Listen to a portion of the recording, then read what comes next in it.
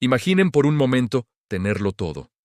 No solo lo suficiente para vivir, sino todo lo que un ser humano, en sus sueños más audaces, podría desear. Imaginen una riqueza que fluye como un río inagotable, una familia numerosa y unida, que es la envidia de la ciudad, una salud de hierro. Y lo más importante, una reputación tan intachable que incluso los ancianos se ponen de pie cuando pasas. Ahora, imagina perderlo todo, no en años, no en meses. Imagina que todo ese mundo perfecto se desmorona en cuestión de minutos, sin previo aviso, sin explicación y sin piedad. Esta no es una parábola cualquiera. Esta es la historia de Job, un hombre que se convirtió en el campo de batalla de una guerra cósmica invisible. Un hombre que vio cómo su vida perfecta se convertía en cenizas, pero cuya fe fue puesta en el crisol más ardiente que un ser humano pueda soportar. Prepárense para viajar a la antigua tierra de Uz y ser testigos del drama más profundo sobre el sufrimiento, la soberanía y la fe inquebrantable. Nuestra historia comienza en el este, en la legendaria tierra de Uz. Allí vivía Job. Su vida no era solo buena, era un monumento al éxito y a la rectitud. La Biblia lo describe con 4 pilares de carácter. Era íntegro, recto, temeroso de Dios y apartado del mal. No era una santidad fingida, era la esencia de su ser. Para entender su magnitud, debemos mirar sus posesiones. En la antigüedad, la riqueza no se medía en cuentas bancarias, sino en vida. Job poseía 7,000 ovejas que cubrían las colinas como nieve de lana. 3,000 camellos, las naves del desierto, que transportaban mercancías y riquezas a través de las rutas comerciales. 500 yuntas de bueyes, la fuerza motriz de la agricultura masiva, y 500 asnas, valoradas por su leche y su cría. Además, tenía un cuerpo de servicio muy grande. Era, sin lugar a dudas, el hombre más grande de todo el Oriente. Reyes y mercaderes conocían su nombre. Pero si le preguntaran a Job cuál era su mayor tesoro, no señalaría sus graneros ni sus rebaños. Señalaría a su mesa. Job tenía una gran familia, 7 hijos y 3 hijas. En una cultura patriarcal, esto era el signo máximo de la bendición divina. Y lo más hermoso no era su número, sino su unión. Sus hijos solían celebrar banquetes por turno en sus casas e invitaban a sus 3 hermanas a comer y beber con ellos. Era una familia que se amaba, que reía junta. Job, sin embargo, no daba nada por sentado. Como un padre celoso y el sacerdote de su hogar, tenía una costumbre sagrada. Después de cada ciclo de fiestas, Job se levantaba de madrugada, cuando el sol apenas besaba el horizonte, enviaba a llamar a sus hijos para santificarlos y ofrecía holocaustos por cada uno de ellos. Su pensamiento era: quizá habrán pecado mis hijos y habrán blasfemado contra Dios en sus corazones.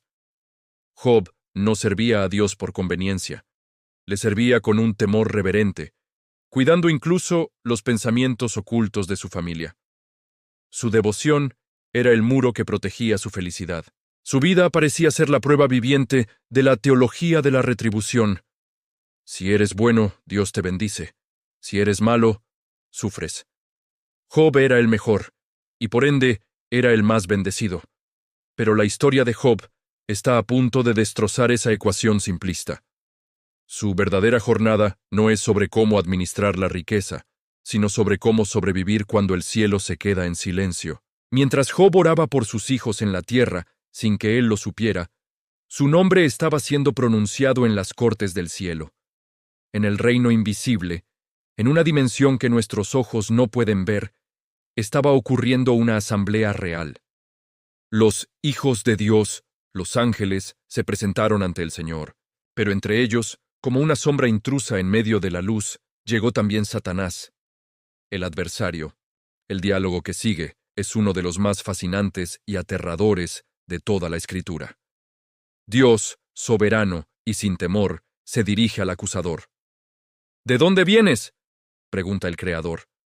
Satanás, con la arrogancia de quien se cree dueño del mundo, responde: de rodear la tierra y de andar por ella. Su respuesta revela su naturaleza. Un depredador que patrulla, buscando debilidades, buscando presas. Pero antes de que Satanás pueda lanzar una acusación, Dios lo detiene con una pregunta que cambia el destino de un hombre para siempre. Dios no esconde a Job, al contrario, lo exhibe como un trofeo de su gracia. ¿No has considerado a mi siervo Job, que no hay otro como él en la tierra, varón perfecto y recto, temeroso de Dios y apartado del mal? Dios está orgulloso de Job, pero Satanás, el maestro del cinismo, suelta una risa fría y lanza su dardo venenoso. No ataca las acciones de Job, ataca sus motivos. ¿Acaso teme Job a Dios de balde?, dice el adversario. ¿No le has cercado alrededor a él y a su casa y a todo lo que tiene? Al trabajo de sus manos has dado bendición, por tanto, sus bienes han aumentado sobre la tierra. Pero extiende ahora tu mano y toca todo lo que tiene, y verás si no blasfema contra ti en tu misma presencia. El desafío es brutal. Satanás está diciendo, Dios, Job no te ama a ti, ama lo que tú le das. Su adoración es un negocio. Tú le pagas con bendiciones y él te paga con piedad. Quítale el sueldo y renunciará al trabajo. El universo contiene el aliento. La integridad de Job y, en cierto modo, el honor de Dios están en juego. ¿Es posible amar a Dios por quien Él es y no por lo que da? Dios, conociendo el corazón de su siervo mejor que nadie, acepta el desafío, pero pone un límite soberano. He aquí, todo lo que tiene está en tu mano, solamente no pongas tu mano sobre él. Satanás sale de la presencia de Jehová con una sonrisa maliciosa. La tormenta ha sido autorizada. El escudo de protección se ha levantado temporalmente. Y Job, en su ignorancia inocente, se levanta esa mañana pensando que será un día como cualquier otro. El día comenzó con la rutina habitual en la casa de Job. El sol brillaba sobre los campos de Uz. Los bueyes araban la tierra fértil. Las asnas pastaban tranquilamente a su lado. En otro lugar, las ovejas balaban bajo el cuidado de los pastores. Y en la casa del primogénito, la risa de los 10 hermanos llenaba el aire mientras celebraban un banquete. Todo era paz. Todo era perfecto. Y entonces, el infierno se desató. A lo lejos, una nube de polvo. Un hombre corre desesperadamente hacia la casa principal. Es un mensajero, con la ropa rasgada y el rostro bañado en sudor y sangre. Cae a los pies de Job, jadeando. Señor, los bueyes estaban arando y las asnas paciendo cerca de ellos, y acometieron los sabeos y los tomaron, y mataron a los criados a filo de espada. Solamente escapé yo para darte la noticia. Job apenas tiene tiempo de procesar la pérdida de su fuerza agrícola cuando, antes de que el primer siervo termine de hablar, llega otro, con los ojos desorbitados por el terror, oliendo a humo. Fuego de Dios cayó del cielo, Señor, quemó las ovejas y a los pastores, y los consumió. Solamente escapé yo para darte la noticia. Fuego del cielo, 7,000 ovejas, su riqueza principal, convertidas en cenizas en un instante. ¿Cómo podía ser? Pero el golpe no cesa. Llega un tercer mensajero, tropezando, herido. Los caldeos formaron 3 escuadrones, y arremetieron contra los camellos, y se los llevaron, y mataron a los criados a filo de espada. Y solamente escapé yo para darte la noticia. En cuestión de minutos, la economía de Job ha sido aniquilada. Sabeos desde el sur, caldeos desde el norte, fuego desde el cielo. Es un ataque coordinado y total. Job es ahora un hombre pobre, pero su corazón, aunque golpeado, aún late con esperanza. Tengo a mi familia, debe haber pensado. Mientras estemos juntos, podremos reconstruir. Entonces, el cuarto mensajero. El hombre camina lento, con la cabeza baja, llorando. No quiere hablar. Job lo mira, y un frío glacial recorre su espina dorsal. Tus hijos y tus hijas, empieza el mensajero con voz temblorosa. Estaban comiendo y bebiendo vino en casa de su hermano el primogénito. Y he aquí un gran viento vino del lado del desierto y azotó las 4 esquinas de la casa, la cual cayó sobre los jóvenes y murieron, y solamente escapé yo para darte la noticia. El silencio que siguió a esa noticia debió ser ensordecedor. 10 ataúdes, 10 tumbas, el futuro, el legado, la alegría, todo borrado de un plumazo. Job se levantó, no gritó maldiciones, no corrió enloquecido.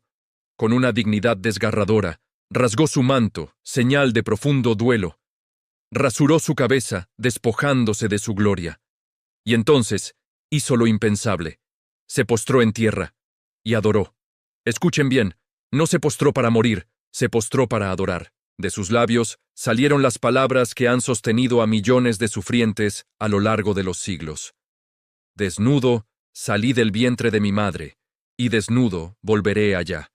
Jehová dio, y Jehová quitó. Sea el nombre de Jehová bendito. Satanás esperaba una blasfemia.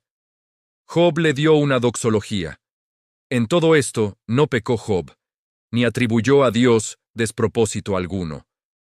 El primer asalto había terminado, y la fe de Job permanecía en pie sobre las ruinas de su vida. Pero el enemigo no se rinde fácilmente. Su orgullo estaba herido. Job había demostrado que su fe era genuina, pero Satanás buscaba una excusa. Nuevamente, los hijos de Dios se presentaron ante Jehová, y Satanás entre ellos. Dios, confirmando la victoria de su siervo, dice: ¿Has considerado a mi siervo Job? Aún retiene su integridad, aun cuando tú me incitaste contra él para que lo arruinara sin causa. Satanás, frío y calculador, responde con una frase que revela su desprecio por la humanidad. Piel por piel, todo lo que el hombre tiene, dará por su vida. Pero extiende ahora tu mano, y toca su hueso, y su carne, y verás si no blasfema contra ti en tu misma presencia. El argumento es cínico. Claro, Job te alaba porque está sano. El dolor físico rompe a cualquiera. Tócalo a él, hazle sentir agonía en su propio cuerpo, y te maldecirá. Dios, confiando en la obra que él mismo había hecho en el corazón de Job, permite el segundo nivel de prueba. He aquí, él está en tu mano, mas guarda su vida. Satanás salió y no perdió tiempo. Hirió a Job con una sarna maligna, llagas dolorosas y supurantes, desde la planta del pie hasta la coronilla de la cabeza. Imaginen el tormento. No había posición cómoda. Sentarse dolía, acostarse ardía. La picazón era enloquecedora, el dolor constante. Job, el gran hombre de Oriente, el juez respetado, ahora era un paria. Se fue al basurero de la ciudad, se sentó entre las cenizas, símbolo de su ruina, y tomó un tiesto, un pedazo de cerámica rota, para rascarse las heridas. Su apariencia era tan grotesca que era irreconocible. Su piel ese enegreció y ese agrieto.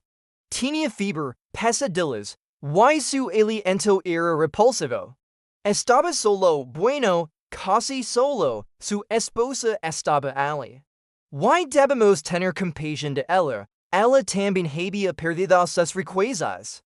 Ella también había enterrado a sus 10 hijos. Y ahora ver a su esposo pudrirse en vida, adorando en Dios que parece haberlos traicionado, rota por el dolor, le gritó. En retienes tu integridad, maldes a Dios, y mirate. No era un acto de odio, sino de desesperación. Quería que el sufrimiento de su esposo terminara, aunque fuera con la muerte divina. Pero Job, con una firmeza teológica asombrosa, la miró y respondió, como sul hablar cualquier de las mujeres fatuas, has hablado. Que recibiremos de Dios el bien, y el mal no lo recibiremos. En todo esto, no pecó Job con sus labios, pero su batalla interna apenas comenzaba. La soledad del dolor es terrible, pero la compañía de los que no entienden puede ser peor. 3 figuras así acercan en el horizonte, son Eliphaz, Bildad y Zophar, amigos de Job, hombres sabios, reyes ojos en sus propias tierras. Habían oído de la desgracia de Job y venían con buenas intenciones, condolerse con él y consolarlo. Pero cuando llegaron y vieron aquel espectro humano en el basurero, no lo reconocieron. Cuando se darán cuenta de que era Job, gritaron, lloraron, rasgaron sus mantos, y esparcieron polvo sobre sus cabezas. Hicieron algo notable, se sentaron con él entero por 7 días y 7 noches, y ninguno le hablaba palabra, porque bien que su dolor era muy grande, y fue su mejor momento. Al ministerio de la presencia silenciosa, pero el silencio terminó, y cuando Job abrió la boca, no para maldecir a Dios, sino para maldecir el día de su propio nacimiento, ese desado o de los debates teológicos y poéticos más grandes de la historia humana. Job rompió el silencio con un lamento que hila la sangre. Parezca el día en que yo nací, porque no murió en la matriz, no desafía a Dios, pero expresa su angustia, queer en morir, el dolor es demasiado. Y aquí es donde sus amigos, en su intento de defender a Dios, se convierten en torturadores de Job. Ellos operan bajo una lógica simple y rigida, Dios es justo. Dios bendice a los justos y castiga a los malvados. Job está siendo castigado terriblemente. Por lo tanto, Job ha pecado terriblemente. Eliphaz, el místico y moralista, toma la palabra primero. Con suavidad pero firmeza, insinúa, recapacita ahora. Que inocente se ha perdido, y en don han sido destruidos los rectos. Su argumento es, Job, te has consolado a otros, pero ahora que te toca a ti, te desmoronas. Ni sufrir así sin causa, debes tener algún pecado secreto. Confesalo y Dios te restaurará. Job es defiant. Él sabe que no es perfecto, pero sabe que no es un criminal hipócrita. Su sufrimiento no encaja con sus acciones. Oh, si pasasen mi cuello y mi tormento. Clama Job ansanadam, y yo calari, hasad mentender en que he errado. Luego habla Bildad, el tradicionalista, al es más duro. No tiene paciencia para las quejas de Job, hasta cuando hablares tales cosas? Y lanza en golpe bajo, cruel, si tus hijos pecaron contra él, los echo en el lugar de su pecado. Imaginen el dolor de Job al escuchar eso, Bildad le está diciendo, tus hijos murieron por ese lo merecen.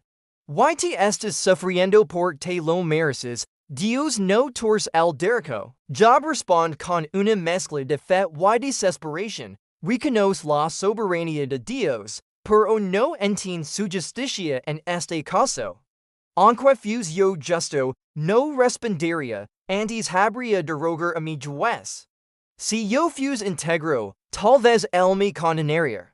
Job siente que está en un juicio, donde el juez es también el fiscal. Y no hay arbitro entre ellos. Finalmente, Zophar, el dogmático, entrar en escena, él es el más brutal de todos.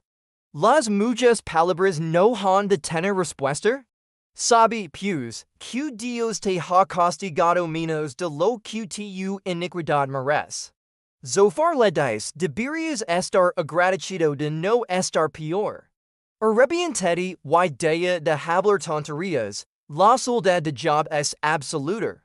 Sus amigos se han convertido en consoladores molestos, lo acusan de soberbia, de maldad, de hipocresía, pero Job se mantiene firme su inocencia. No reclama no tener pecado, reclama integridad. En medio de su agonía Job lanza destellos de una fe profética increíble. Yo sé que mi redentor vive y al fin se levantará sobre el polvo. Y después de deshica esta mi piel en mi carne de ver a Dios. Job angela en mediador, alguien que ponga una mano sobre él y otra sobre Dios, sin saberlo. Su dolor está dibujando la silueta de Cristo. El debate se estanca. Los tres amigos callan porque Job se niega a admitir una culpa que no tiene. Es entonces cuando interviene un cuarto personaje, un joven que había estado escuchando respetuosamente, Eliú. Eliú está enojado con Job porque se justificaba a sí mismo más que a Dios, y enojado con los tres amigos, porque no hallaban qué responder. Eliú ofrece una perspectiva diferente. No acusa a Job de un gran pecado pasado, sino que sugiere que el sufrimiento puede ser preventivo o educativo, no solo punitivo. Dios usa el dolor para hablar, para moldear, para salvar el alma del pozo. Dios es grande, dice Eliú. Él no desprecia a nadie. Mira hacia los cielos y ve. Eliú prepara el escenario. Mientras habla, una tormenta real comienza a formarse en el horizonte. El viento sopla, los truenos retumban. La atmósfera se carga de electricidad. Eliú señala la majestad de Dios en la tormenta, pero pronto, su voz es silenciada por una voz mucho mayor. El torbellino envuelve el lugar, el polvo gira. La luz se apaga y se enciende con los relámpagos, y desde el corazón de la tormenta, el Creador del universo rompe su silencio. Dios no viene a dar explicaciones, no viene con una lista de porqués, viene a revelarse a sí mismo. ¿Quién es ese que oscurece el consejo con palabras sin sabiduría? Cíñete ahora como un varón tus lomos, yo te preguntaré y tú me contestarás. Dios lleva a Job a un tour vertiginoso por la creación. ¿Dónde estabas tú cuando yo fundaba la tierra? Házmelo saber, si tienes inteligencia. ¿Quién ordenó sus medidas? ¿Quién encerró con puertas el mar? Dios le muestra la complejidad del universo, desde la inmensidad de las constelaciones como las Pléyades y el Orión, hasta el instinto de las cabras monteses y la libertad del asno montés. Le habla del Behemoth y del Leviatán, bestias incontrolables que solo Dios puede dominar. La lección es clara. Job, si no puedes entender cómo funciona el mundo natural, ¿cómo pretendes entender el gobierno moral del universo? Dios no defiende su justicia, exhibe su sabiduría y su poder. Le muestra a Job que el universo es mucho más vasto y complejo de lo que su sufrimiento le permite ver. Dios no es un Dios doméstico que opera según las reglas de retribución humana. Es el Señor salvaje y soberano de todo. Job, aplastado no por el juicio, sino por la majestad, finalmente encuentra lo que buscaba. No una respuesta intelectual, sino un encuentro personal. Su queja se disuelve en la presencia de Dios.